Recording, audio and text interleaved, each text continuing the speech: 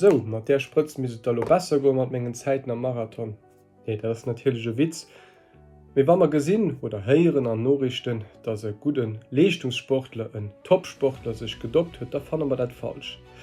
A genauso as doch bei de Glewisch. Den Apostel Paul se den am Neuen Testament op Plötzeburg an 1. Korinther Kapitel 9 an de Verse 24 bis 27 und anderem wüsst ihr net, dat die an enger Kurs laufen alle go laufen, mit dat nimmen en de Preis krift, laufte so, dat dir gewandt, all Athlet, de mat mischt erwirft sich engem strikten Training, hier mischt dat fir vergängliche Kranz zu kreen, hier mach net fir en unvergänglich Kron zu kreen, am mich spät seten, viel méi christlichen ech misch a beherrsche mein Leif, fir dadurch net selber disqualifiziert gin, nur dem sich den anderen gut Nachricht verkündigt tun.